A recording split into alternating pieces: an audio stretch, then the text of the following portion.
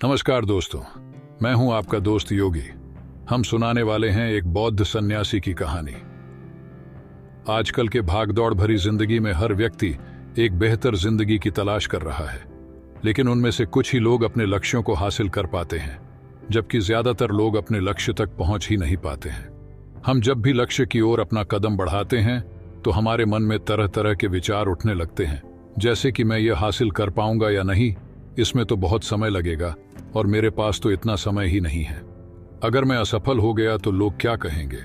तो आइए एक कहानी के माध्यम से समझते हैं कैसे अपने असफलता के डर को खत्म किया जा सकता है और हमारे मन में ये असफलता का डर क्यों होता है। सफलता पाने के लिए असफलता से न डरें। मोटिवेशनल कहानी। बहुत समय पहले की बात है। एक बौद्ध सन्यासी एक जंगल के पास अपनी कुटिया बना के रहा करते थे। वे बौद्ध सन्यासी बहुत ही बुद्धिमान थे। कोई भी व्यक्ति उनके पास कोई समस्या लेकर आता, वह बहुत ही बुद्धिमानी से उस समस्या का समाधान निकाल देते थे। उस व्यक्ति ने बोला, मैंने सुना है आप बहुत ही बुद्धिमानी से किसी भी समस्या का समाधान कर देते हैं, लेकिन मुझे तो इस बात पर जरा सा भी विश्वास नहीं है। अगर आप सच में सभी समस्याओं का समाधान कर देते हैं तो क्या आप मेरे इस जटिल समस्या को सुलझा पाएंगे? मैंने लोगों से आपके बहुत से बुद्धिमानी के किस्से सुन रखे हैं, इसलिए मैं आपसे एक बात जानना चाह रहा हूं कि हमें किसी भी काम में असफलता की घबराहट क्यों होती है और हम अपने किसी भी लक्ष्य को बिना असफलता के घबराहट के कैसे प्राप्त कर सकते हैं। उस व्यक्ति की इस बात को सुन बौद्ध सन्यासी मुस्कुराए और बोले, मैं तुम्हारे इस प्रश्न का उत्तर जरूर दूंगा और उसके बाद से तुम्हारी सारी घबराहट भी दूर हो जाएगी, लेकिन इससे पहले तुम्हें मेरी कुटिया तक चलना होगा। वह व्यक्ति उस भिक्षु के बुद्धिमत्ता को परखना चाहता था, इसलिए वह कुटिया तक जाने के लिए तैयार हो गया। उसके बाद वह बौद्ध सन्यासी उस व्यक्ति को जंगल में बने अपने कुटिया तक लाए, लेकिन तब तक शाम हो चुकी थी। वो भोजन करके सो गए। जब वह अगले दिन उठे तब बौद्ध सन्यासी ने उस व्यक्ति से कहा, चलो आज तुम्हें मैं जंगल की सैर करा के लाता हूं। और वो दोनों जंगल की तरफ निकल पड़े। कुछ समय बाद बौद्ध सन्यासी ने उस व्यक्ति को एक गुफा दिखाई और कहा, चलो मैं इस गुफा की तुम्हें सैर करता हूं। लड़के ने कहा, हाँ चलिए, मुझे भी जंगल के इस गुफा को देखने की काफी दिनों से चाहत थी। उसके बाद दोनों गुफा के अंदर चले गए। गुफा के अंदर काफी अंधेरा था, लेकिन कुछ समय बाद चुपके से बौद्ध सन्यासी गुफा से बाहर आ गए और उस गुफा के द्वार को बाहर से बंद कर दिया। उस लड़के ने गुफा के भीतर से बहुत आवाज दी, हे मुनिवर, हे मुनिवर, आप कहां चले गए? आप मुझे जवाब क्यों नहीं दे रहे हैं? बहुत देर तक कोई जवाब नहीं मिलने पर वह घर बाहर आ गया। घबराकर गुफा के द्वार की तरफ भागा। जैसे ही गुफा के प्रवेश द्वार पर पहुंचा, हैरान रह गया। यहां तो किसी ने गुफा के द्वार को बंद कर दिया है। अब मैं बाहर कैसे निकलूंगा? वह अकेले अकेले उस गुफा में काफी भयभीत हो गया और सोचने लगा कि कहीं उस सन्यासी ने मुझे मारने की योजना तो नहीं बनाई थी। और वह गुफा में इधर उधर घूमकर बाहर निकलने का रास्ता ढूंढने लगा। वह गुफा में काफी देर तक इधर उधर भटकता रहा, लेकिन उसे बाहर निकलने का कोई रास्ता नहीं मिला। साथ ही अब उसे जोरों की भूख और प्यास भी लग रही थी, इसीलिए वह शांत होकर एक जगह बैठ गया। तभी एक सुरंग से उसे सूर्य की रोशनी आती हुई दिखाई दी, पर उस रोशनी आ रही सुरंग तक पहुंचना बहुत ही कठिन था। उस सुरंग के चारों तरफ अंधेरा ही अंधेरा था और वह काफी ऊंचाई पर भी थी।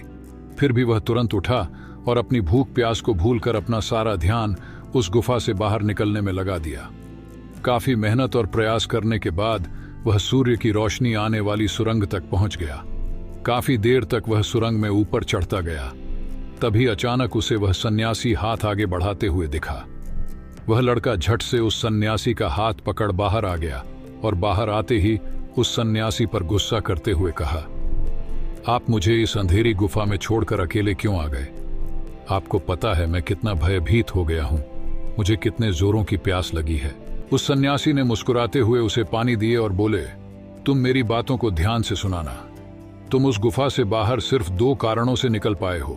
पहला कारण, तुम्हें जोरों की भूख और प्यास लगी थी, और दूसरा कारण, तुम्हें वहां घुटन महसूस हो रही थी, क्योंकि तुम्हें अपने दोस्तों और परिवार वालों के साथ रहने की आदत पड़ गई है। इसके अलावा और 2 मुख्य कारण हैं जिसके कारण तुम इस गुफा से बाहर निकल पाए हो। पहला कारण, तुम्हारे साथ वहां कहने के लिए कोई नहीं था कि इतने अंधेरे में इतनी ऊंचाई पर तुम उस सुरंग तक कैसे पहुंचोगे, ये तो असंभव है। दूसरा कारण, वहां कोई ये कहने वाला नहीं था कि चलो दूसरा रास्ता देखते हैं, इससे भी आसान रास्ता मिल जाएगा और हम आसानी से इस गुफा से बाहर निकल जाएंगे। सफलता प्राप्त करने का नियम भी कुछ ऐसा ही है। सफलता प्राप्त कैसे कर सकते हैं, इसे समझाने के लिए मैंने एक छोटी सी दुनिया बनाकर दिखाई है, और वास्तव में सफलता प्राप्त करना इससे भी जटिल है। जब आप किसी लक्ष्य को पूरा करने जाते हैं तो सलाह देने के लिए बहुत से फालतू लोग मिल जाते हैं जो खुद तो कुछ कर नहीं पाए और हमें ज्ञान देते हैं, ये मत करो, वो मत करो, तुमसे ये ना हो पाएगा, इससे अच्छा तो तुम वो काम कर लो। ऐसे ही वो हमारे दिमाग को भटका कर चले जाते हैं और हमें खुद पर संदेह होने लगाता है। हमारा आत्मविश्वास डगमगा जाता है।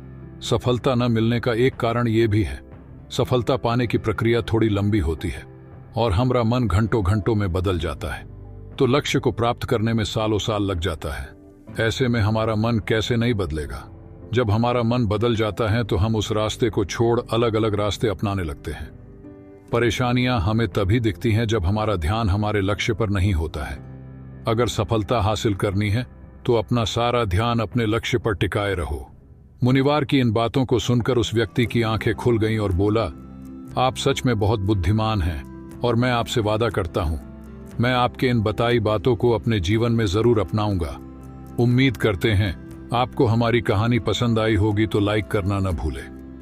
धन्यवाद। आपका दिन शुभ रहे।